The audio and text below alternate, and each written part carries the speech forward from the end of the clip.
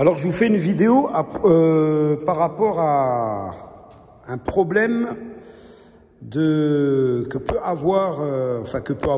qu'aura de toute façon à un moment donné, à un moment ou à un autre.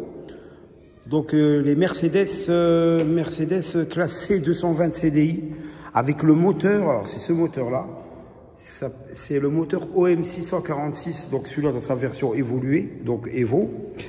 Et donc ce moteur-là, on le retrouve sur des classes E, sur même des sprinters, etc. Je vais vous montrer, parce qu'en fait, moi, cette voiture-là, je l'ai, ça fait quasiment 10 ans. Donc elle a 500 000 km, donc je l'ai eu à 100 et quelques mille, donc je connais à peu près tous ces problèmes, etc. C'est un moteur vachement costaud, etc. Mais de temps en temps, il y a des petits trucs vous avez des petits soucis qui valent 3 fois rien, mais qui sont chiants à trouver. D'autant plus qu'on a affaire de plus en plus à des garages plus scrupuleux, voilà, qui vont vous dire, voilà, il y a une pompe de pression à changer alors que c'est un petit capteur, etc. Voilà, je vais vous montrer le truc.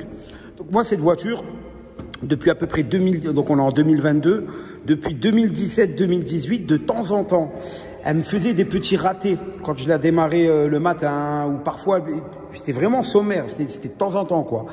Parfois, elle calait quand elle était au ralenti. Donc, c'est un peu emmerdant quand on a une boîte automatique.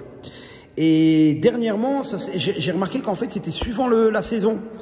Donc, ça faisait souvent ça en automne, etc. Donc, je me suis dit, ça doit être un capteur atmosphérique ou je sais pas quoi. En fait, j'avais totalement tort. Donc, il y avait toujours moi, j'ai une petite valise, de temps en temps, je la scannais. Il y avait souvent écrit défaut, trop haute pression dans la rampe d'injection ou trop basse pression.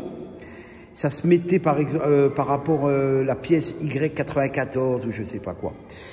Donc j'ai laissé couler parce que ça arrivait pas souvent. Donc qu'est-ce que j'ai... Mais par contre, dernièrement, ce problème, il est apparu et il me mettait systématiquement. Donc en fait, la voiture, je la démarrais le matin à froid, ça me faisait pas le problème. Dès que la voiture atteignait sa température, eh ben, ça me mettait le problème ESP indisponible avec limitation du régime moteur.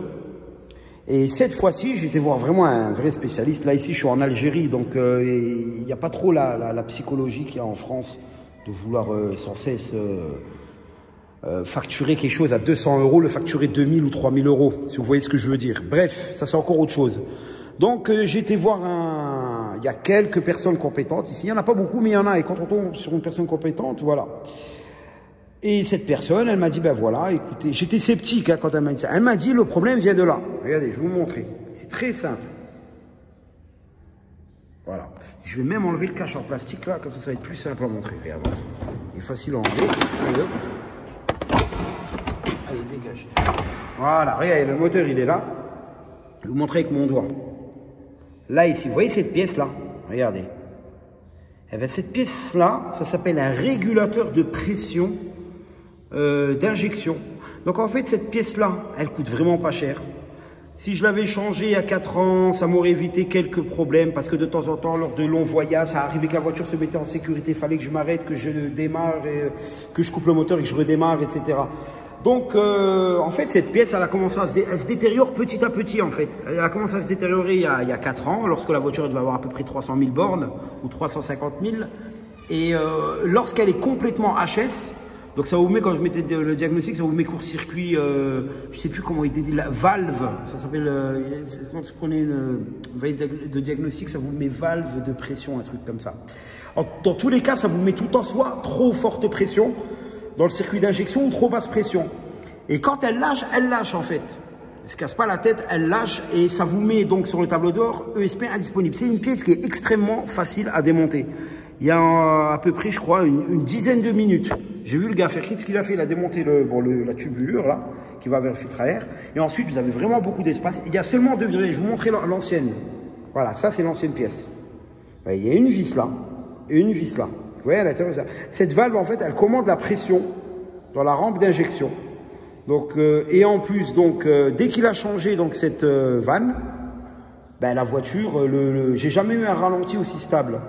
Donc, il faut croire qu'en fait, j'avais ce souci depuis que j'ai acheté la voiture, que c'est une pièce qui doit pas tenir longtemps. Donc là, il m'a mis une pièce, comme je suis en Algérie, c'est une pièce d'occasion. J'ai été voir sur Internet une pièce comme ça, toute neuve sur eBay, ça doit coûter moins de 100 €, elle doit être dans les 50, 60 ou 80 €. Donc, je sais que ça peut dépanner vraiment pas mal de personnes. Donc, c'est pour ça que j'ai fait cette vidéo, parce que du temps que je peux mettre des patrons dans les roues, ces concessionnaires Mercedes là, qui se fichent des clients, qui arnaquent continuellement, etc. Comme dirait Dieudonné, je leur mets une petite quenelle, comme on dit. Voilà, donc il faut remplacer cette pièce-là. Et je conseille même les personnes qui ont un moteur comme ça, de le faire. Même si vous n'avez pas de soucis, faites-le. Parce que votre injection elle fonctionnera mieux. C'est une faiblesse, c'est un moteur super costaud, mais cette pièce-là, elle est vraiment, elle a une faiblesse. Voilà.